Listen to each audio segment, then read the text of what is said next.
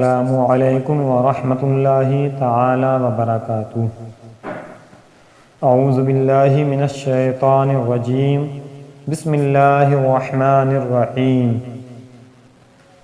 بلا من اسلم وجہہ للہ وہو محسن فلہ اجرہ عند ربہ ولا خوف علیہم ولا ہم یحزنون۔ ہاں کیوں نہیں، جس نے اپنا چہرہ اللہ کے لیے جھکا دیا اور وہ نیکی کرنے والا بھی ہو تو اس کا اجر اس کے رب کے پاس ہے، اور ان پر نہ کوئی خوف ہوگا اور نہ وہ غمگین ہوں گے۔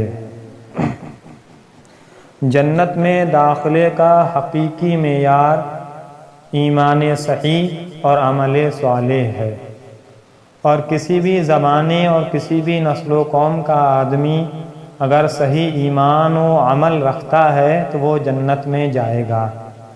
البتہ یہ یاد رہے کہ نبی اکرم صلی اللہ تعالیٰ علیہ وسلم کے اعلان نبوت کے بعد آپ کی نبوت نہ ماننے والے کا ایمان قطعاً صحیح نہیں ہو سکتا، اور کوئی بھی عمل ایمان کے بغیر صالح نہیں ہو سکتا۔ گویا جو حضور نبی اکرم صلی اللہ تعالیٰ علیہ وسلم پر ایمان رکھے اور نیک کام کرے وہ جنت کا مستحق ہے، کیونکہ یہودیوں اور عیسائیوں نے کہا تھا کہ ان کے سوا کوئی جنت میں داخل نہیں ہوگا، تو اس کے جواب میں فرمایا گیا کہ ان کے علاوہ کوئی جنت میں کیوں داخل نہیں ہوگا، جبکہ اللہ تعالیٰ کا قانون تو یہ ہے کہ جو بھی ایمان صحیح اور عمل صالح لے کر آئے گا وہ جنت میں داخل ہوگا۔ وقالت اليہود لیست النصارى على شیء وقالت النصارى لیست اليہود على شیء وهم یتلون الکتاب کذلک قال الذین لا يعلمون مثل قولهم فاللہ یحکم بینہم یوم القیامۃ فیما کانوا فیہ یختلفون۔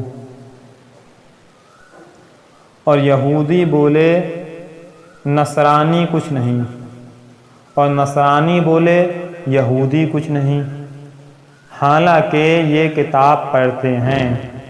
اسی طرح جاہلوں نے ان جیسی بات کہی تو اللہ تعالیٰ قیامت کے دن ان میں اس بات کا فیصلہ کر دے گا جس میں یہ جھگڑ رہے ہیں۔ ایک بار نجران کے عیسائیوں اور مدینہ منورہ کے یہودیوں کے علماء کی بارگاہ مصطفی صلی اللہ تعالیٰ علیہ وسلم میں آپس میں بحث ہو گئی۔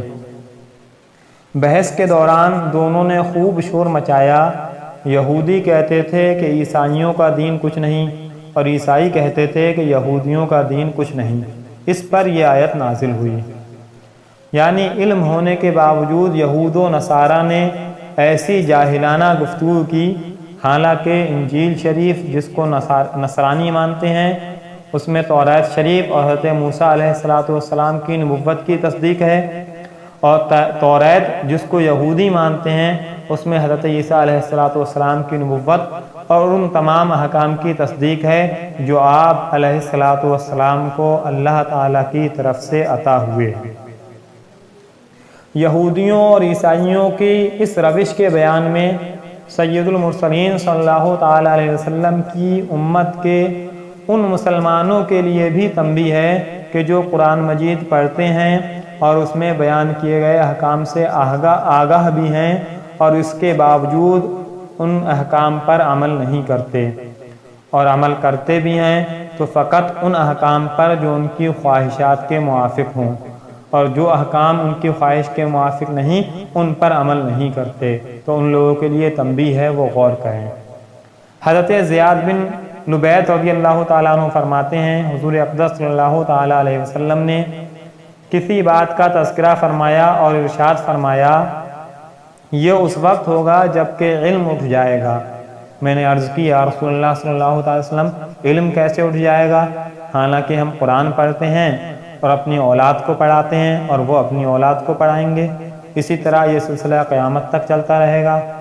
آپ صلی اللہ تعالیٰ علیہ وسلم نے ارشاد فرمایا، اے زیاد، تیری ماں تجھے گم پائے، میں تمہیں مدینہ کے فہیم لوگوں میں شمار کرتا تھا۔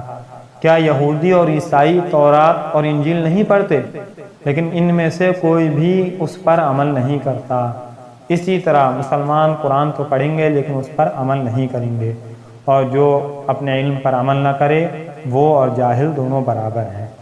اللہ تعالیٰ مسلمانوں کو قرآن مجید کی تلاوت کرنے، اسے سمجھنے اور اس کے احکام و تعلیمات پر عمل کرنے کی توفیق عطا فرمائے۔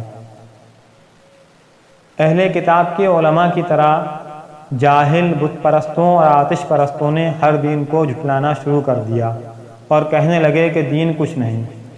انہی جاہلوں میں سے مشرکین عرب بھی ہیں جنہوں نے نبی اکرم صلی اللہ تعالیٰ علیہ وسلم اور آپ کے دین کے بارے میں ایسے ہی کلمات کہے۔